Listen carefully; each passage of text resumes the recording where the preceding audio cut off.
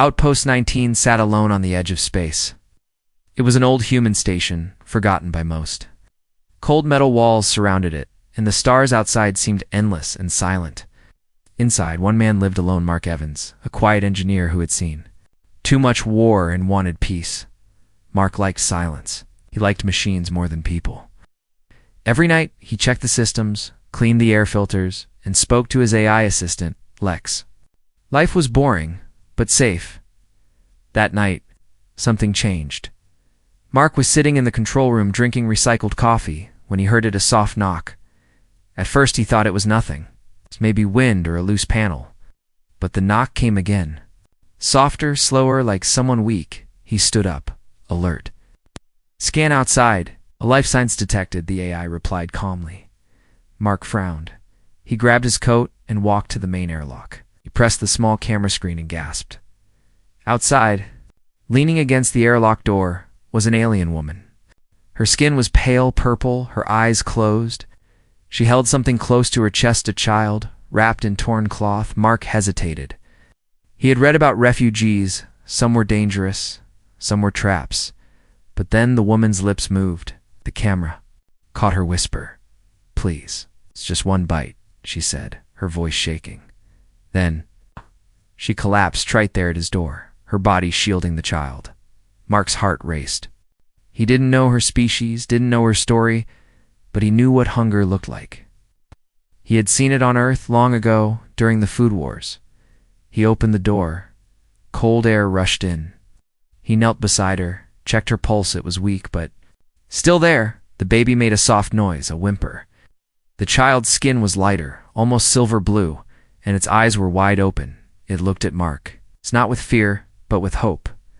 He lifted them both and brought them inside. Lex sealed the door. "Heat the medroom. Fast," he said. Double quotes, "Yes, Mark." Inside the small medroom, he placed the woman on the table. He gently unwrapped the baby and wrapped it again with clean cloth. The woman looked half dead. She had burn marks on her arms and her ribs were showing. Mark reached for a nutrient pack and fed the baby. But the child coughed, then pushed it away. It didn't work. The baby wasn't human. It couldn't digest human food. He sighed. "Lex, we have anything for non-human biology?" "No authorized alien food in storage," Lex replied. "Of course. Outpost 19 wasn't meant for visitors, and especially not aliens. It was old, forgotten, and stocked for one human only." He looked at the baby again. The child touched his hand gently. It was warm. Alive. Mark turned to the woman. "You need to wake up? Tell me what to do." The woman groaned. Her eyes opened, deep violet and full of pain. She looked at him, then at the baby. "Human," she whispered. Mark nodded. "You're safe now. Do you need?" She tried to sit up but couldn't. No food left. Hunted. Ship destroyed. Her voice cracked. "Just wanted to feed her." "One bite." Mark gently placed a hand on her shoulder. "You're okay now." The woman stared at him, tears forming in her eyes. "They'll find us."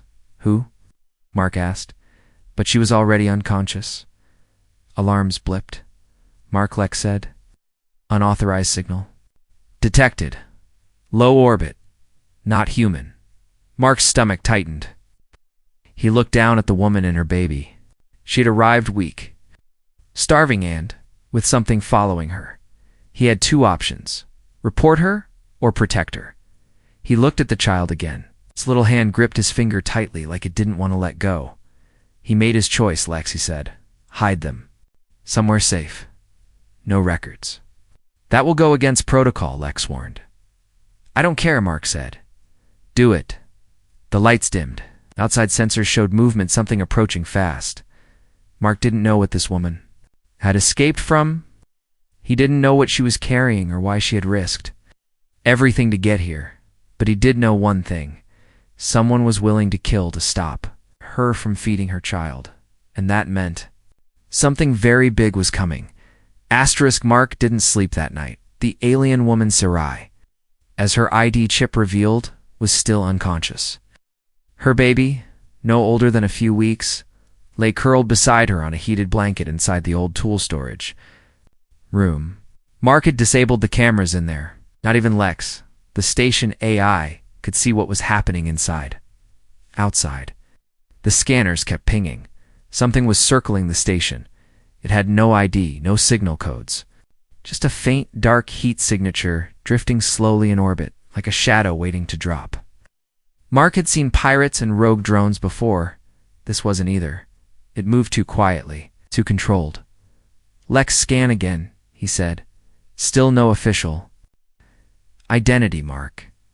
"The ship's thermal pattern doesn't match any known registry." Mark leaned forward. "Then why is it here? There's nothing at Outpost 19 worth stealing." "Maybe now there is," Lex said.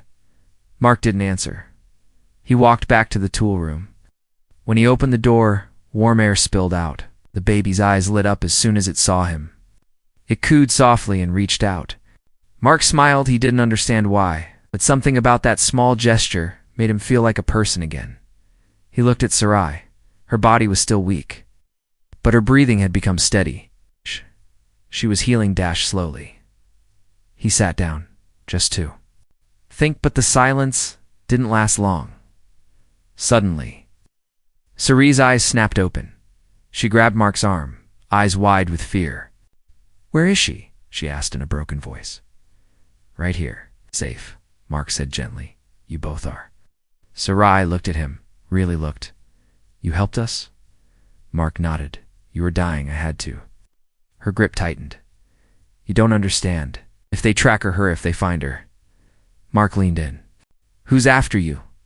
Pirates? Syndicates?" "No," she whispered. "Something worse. A silence fleet." Mark froze. The silence fleet wasn't a myth. It was real.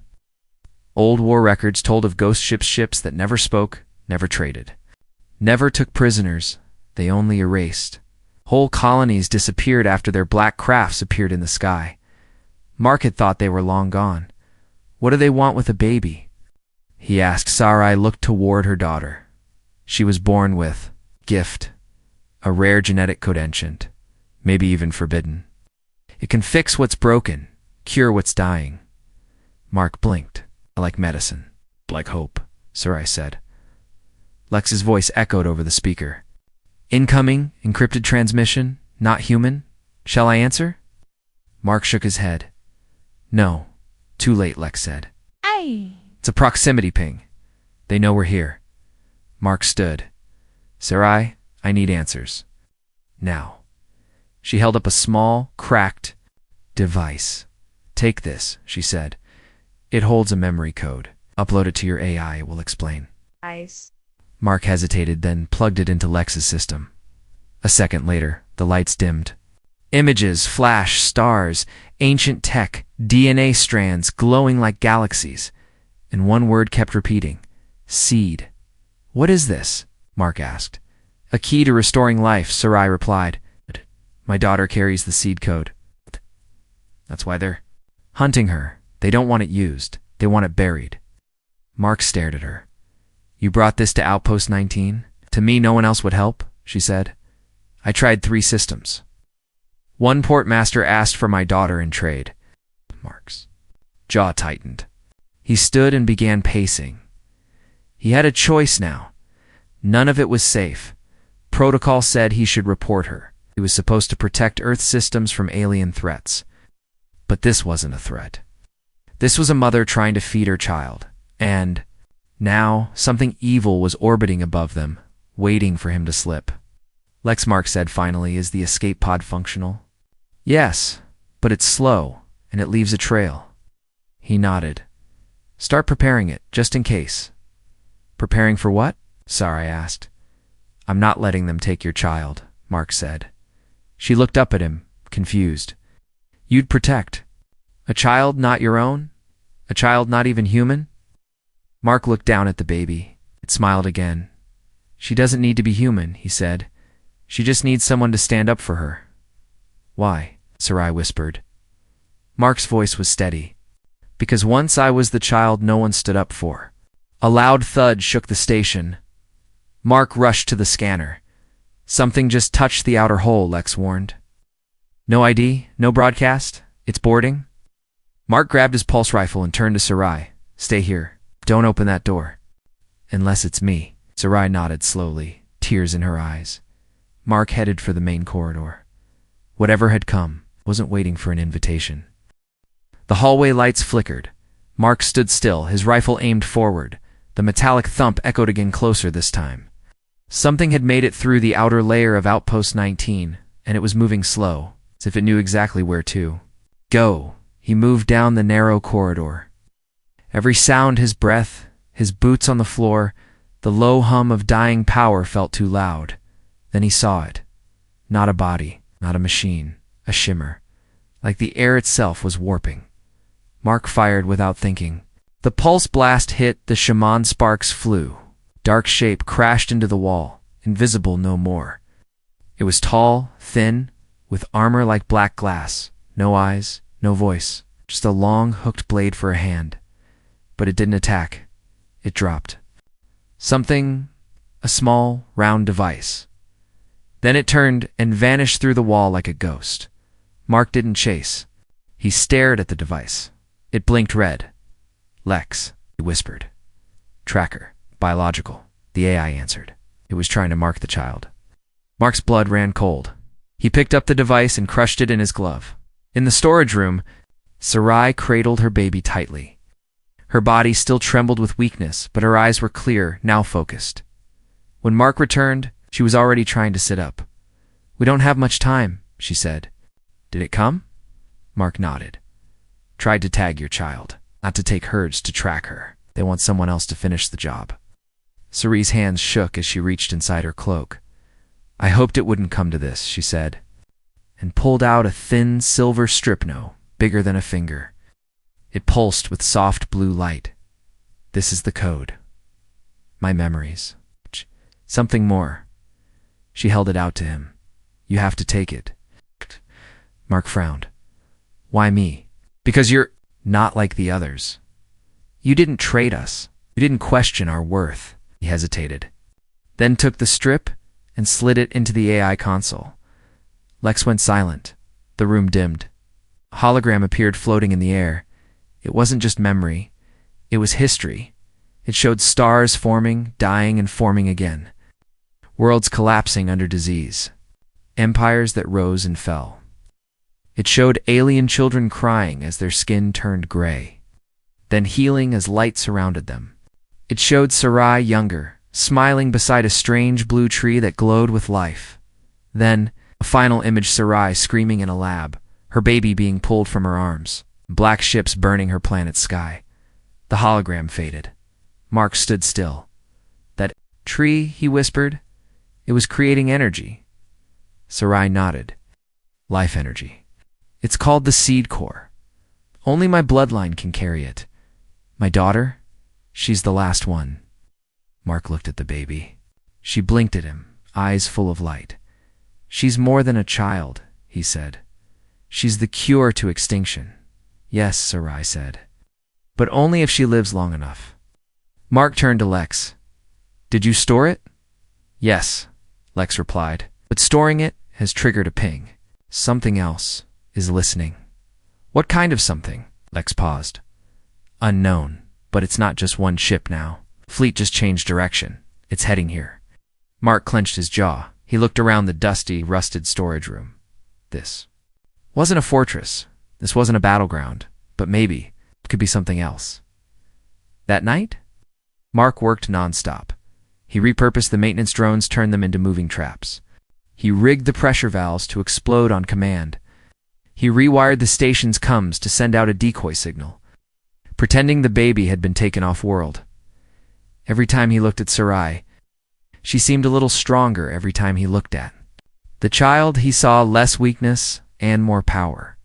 He saw humanity, not in the way she looked, but in the way she held on. Quietly, bravely, by morning, the proximity alarm blared. Lex, Mark asked. They're here, Lex replied. How many? 7 ships. No names. No flags.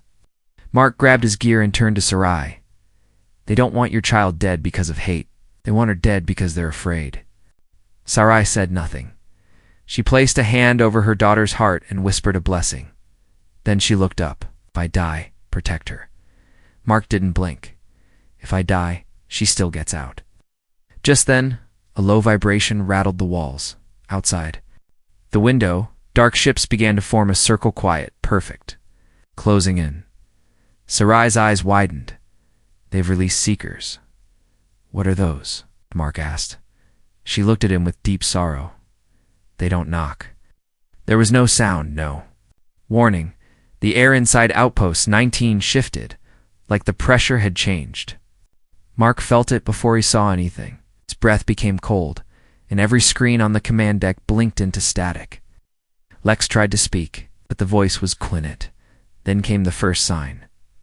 A drone camera in corridor, a 3 sent back an image for just 1 second. Not a clear figure, just a shadow that didn't belong. It crawled along the ceiling. Not walked. Crawled. Mark stood slowly. Lex, tell me what that was. Unknown movement pattern. Estimated size. Humanoid. No heat, no heartbeat. Sarai appeared behind him, holding her baby tight. Her voice was barely a whisper. Seeker. Mark turned to her. You said they don't knock. What do they do? They look, she said, eyes trembling. They look until they find you, and when they do, they erase everything you are. Mark had been through battles, seen starships break in half, fought raiders, even stood inside a reactor meltdown. Once, but this was different. There was no enemy on screen, no laser blasts, no warnings, just silence. A suffocating silence that pressed against the walls like a storm about to break. He ran to the manual control room. The only place not linked to the AI grid. Lex, he said, breathing hard. Seal every internal bulkhead except the tool room. Done, and open the waste airlocks. Pull pressure on the far side of the station you're using. The vacuum as bait? Mark nodded. Let's see if this hunter breathes. Somewhere near the engineering deck, a hatch hissed open on its own, then slammed shut. A moment later, the lights turned off in that section. Mark gripped his pulse. Rifle tighter. He walked through the hallway, each step careful. A leak of steam hissed near his boots. Something wet was dripping from the ceiling, but it wasn't water. Then he heard it. A scratching sound. Above him he turned slowly. There was nothing, but the scratching continued, closer. Now right above his head he fired into the ceiling. A scream followed, not human, not even animal. Just a hype-iked, broken echo of pain. Then came the crash. Something hit the floor behind him. Mark turned and saw it clearly this time. Tall, skin like black oil. No face. His hands were long claws, but one arm was metal replaced. Maybe rebuilt. It hissed, and its body shimmered again. Almost turning invisible. Mark fired again, direct hit. The creature jumped back, but not from pain. From surprise, humans weren't supposed to fight back. Not like this. Back in the storage room, Sarai stood with her back against the wall. The baby glowed again, faint, soft light pulsing from her tiny chest. Sarai whispered, "Not now, little one. Please hide your light." But it didn't stop. Instead, the baby reached toward the wall, and it started to hum. Sarai stepped forward. "What are you doing?" she asked gently. Then she saw that the wall wasn't glowing from the child. It was reacting to her, ancient. Symbols appeared on the metal, glowing softly in the same color as her baby's skin. This place, this station, wasn't just human-built. Part of it had been grown, Sherrod gasped. "The seed has touched this place before." Mark ducked behind a control station as the creature rushed at him. He threw a smoke charge and ran for the next hallway. The seeker chased him, silent, fast, deadly. Mark turned the corner and pressed a switch. The bulkhead behind him exploded outward. The seeker screamed again as fire rolled across the floor. Still not dead, but now it was angry. Lex spoke into Mark's earpiece. "The creature is still active. One more movement like that, and it'll reach the tool room." Mark coughed. "Then we make it stop moving." He turned and ran back, this time toward the seeker in the storage room. Sarai sat by the wall, tracing the glowing marks with her fingers. She remembered them. She had seen these once before, long ago on her grandmother's home planet. It was destroyed now, but before that they said humans had visited.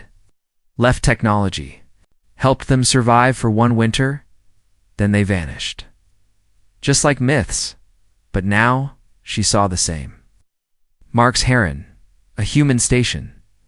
Maybe humans weren't new to the seed. Maybe they were part of it long ago. Her daughter was glowing brighter now, light, crawling up her hands, into her eyes. The child didn't cry. She smiled.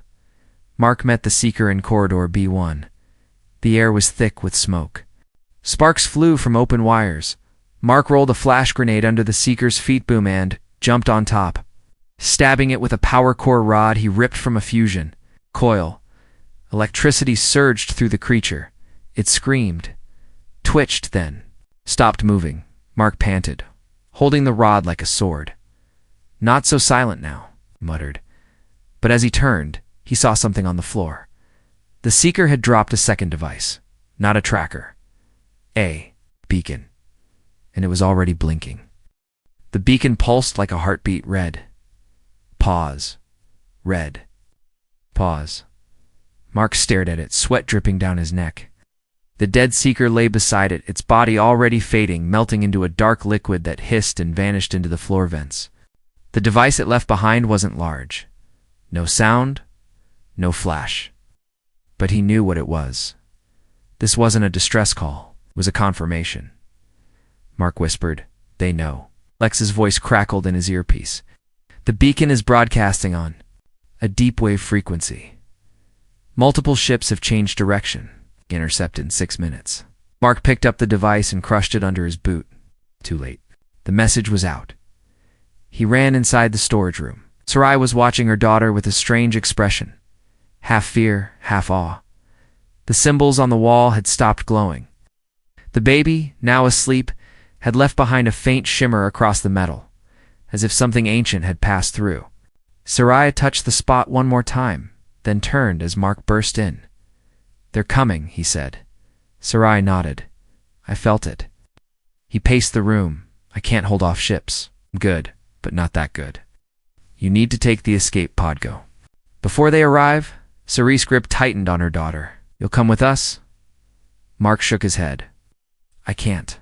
The pod only fits 2. Besides, someone has to stay and delay them. If I leave, they'll chase the pod straight through. WARP space." "No," Sarai said firmly. "We don't leave you." Mark leaned close. "You're not leaving me. You're surviving. That's different." Ow. Tears welled in her eyes, but he didn't stop.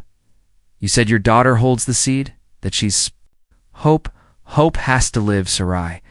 But why you?" she whispered. "Why risk everything for us?"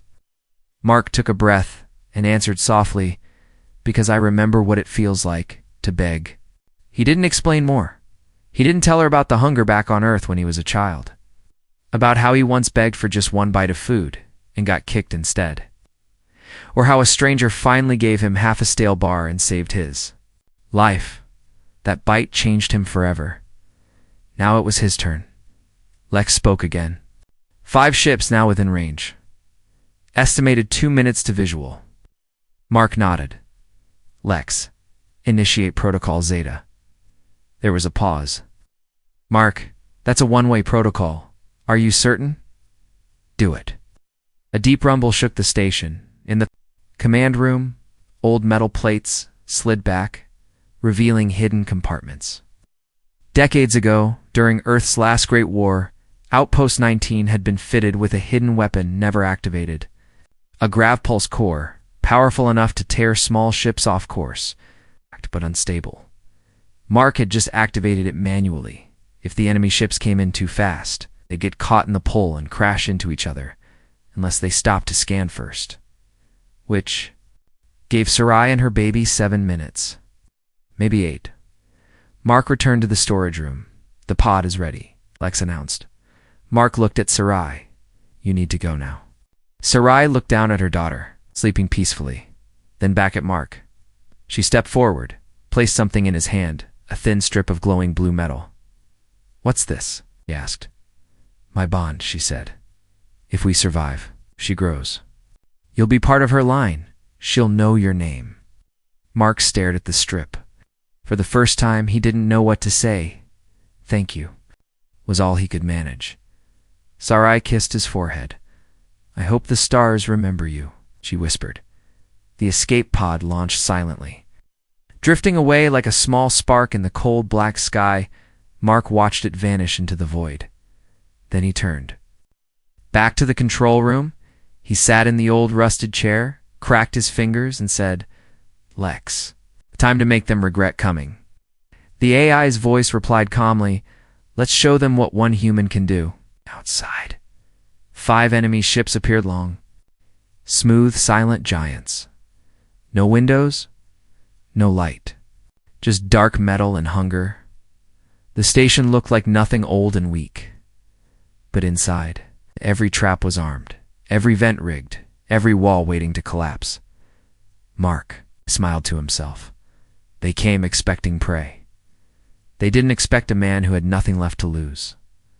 But then, a soft sound broke his focus, a small whisper crackling through the coms, a child's voice. "Mark." He blinked. It was the baby's voice. "But how, Sarai?" he said quickly. No reply, just the voice again clearer. "Don't be afraid there." "Not ready for you, asterisk." The beacon pulsed like a heartbeat. Red. Pause. Red. Pause. Mark stared at it, sweat dripping down his neck. The dead seeker lay beside it, its body already fading, melting into a dark liquid that hissed and vanished into the floor vents. The device it left behind wasn't large. No sound, no flash. But he knew what it was. This wasn't a distress call. It was a confirmation. Mark whispered, "They know." Lex's voice crackled in his earpiece. "The beacon is broadcasting on a deep wave frequency. Multiple ships have changed direction. Intercept in 6 minutes." Mark picked up the device and crushed it under his boot. Too late. The message was out. He ran inside the storage room. Sarai was watching her daughter with a strange expression. Half fear, half awe. The symbols on the wall had stopped glowing. The baby, now asleep, had left behind a faint shimmer across the metal, as if something ancient had passed through. Sarai touched the spot one more time, then turned as Mark burst in. "They're coming," he said. Sarai nodded. "I felt it." He paced the room. "I can't hold off ships. Good, but not that good. You need to take the escape pod. Go." Before they arrive, Sarai's grip tightened on her daughter. "You'll come with us?" Mark shook his head. "I can't. The pod only fits 2. Besides, someone has to stay and delay them. If I leave, they'll chase the pod straight through. WARP space." "No," Sarai said firmly. "We don't leave you." Mark leaned close. "You're not leaving me. You're surviving. That's different." Oh. Tears welled in her eyes, but he didn't stop. "You said your daughter holds the seed? That she's hope? Hope has to live, Sarai.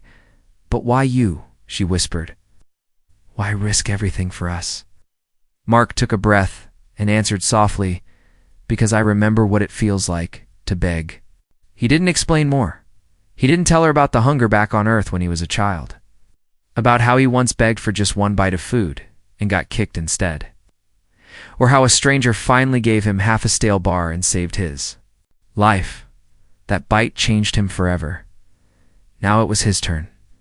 Lex spoke again. 5 ships now within range.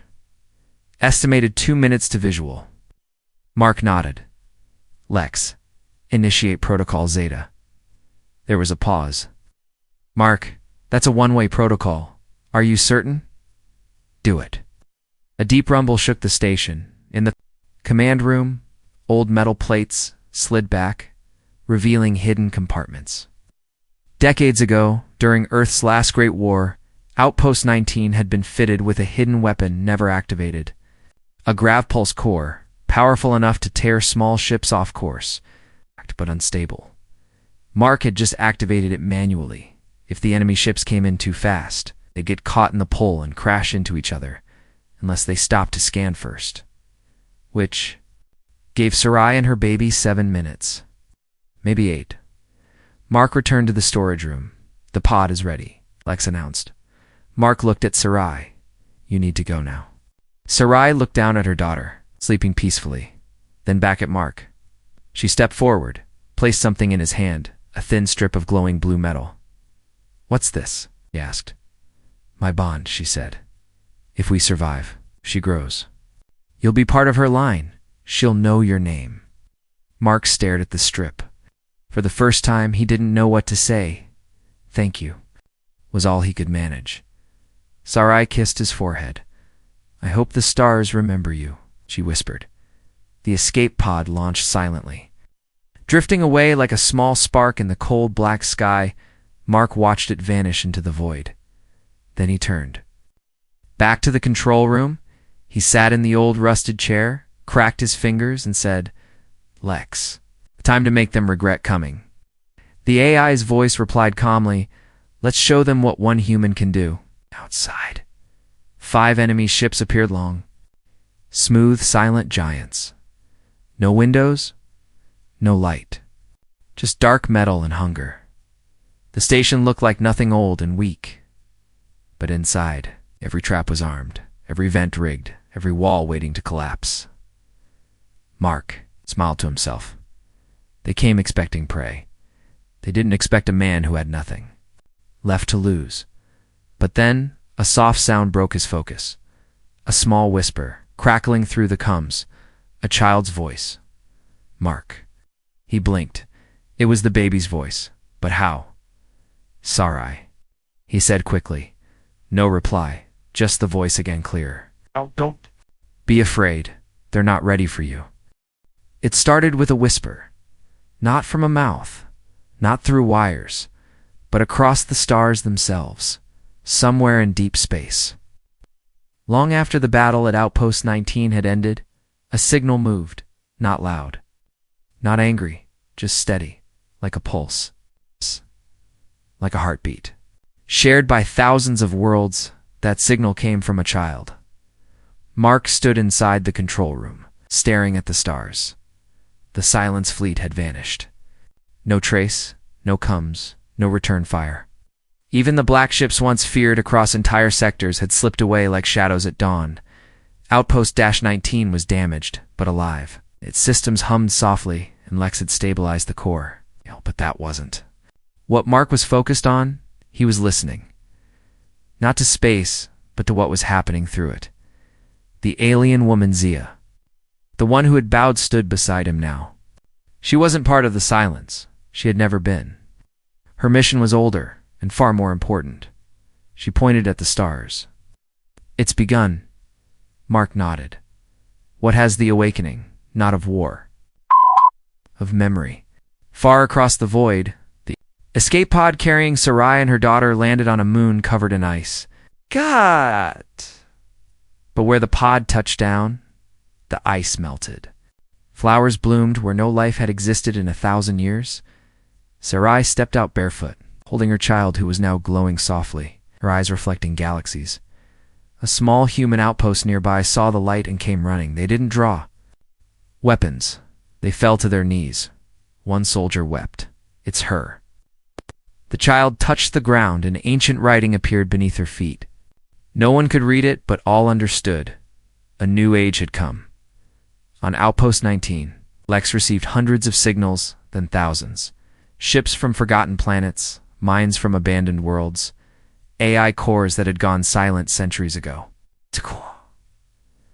Now pulsing. "Back online, Mark," Lex said. "The galaxy is listening." Mark leaned forward.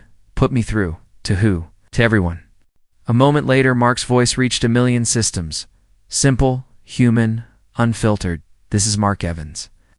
I was just a maintenance tech at a broken outpost. I didn't plan this. I didn't ask for it. But one night a woman knocked on my door, carrying a starving child. I gave them shelter. That's all. I broke the rules. I hid them. And now everything has changed. That child you tried to erase. She's not a threat. She's a chance. A gift. And if you're still afraid, then you were never strong in the first place. To those still hunting the helpless run, to those who want to build a better future, follow her light, humanity is done hiding.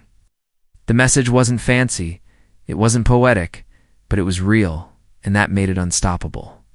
A week later, Mark stepped outside Outpost 19 for the first time in years. The door opened to silence. But it was a new kind of silence, not lonely, peaceful.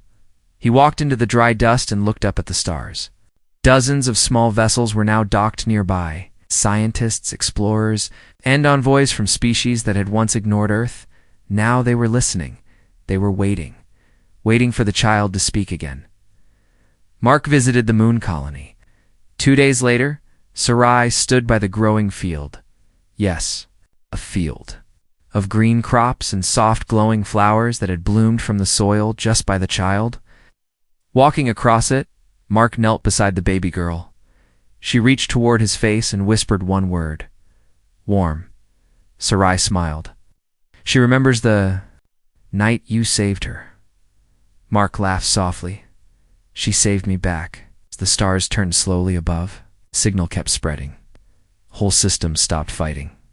Warring clans laid down weapons just to listen. AI networks once locked behind fear. Protocols began waking up, sending out the phrase they all now shared. One bite, one kindness, one future. And high above, beyond telescopes and charts, something ancient stirred, something that had been sleeping since. The first stars formed.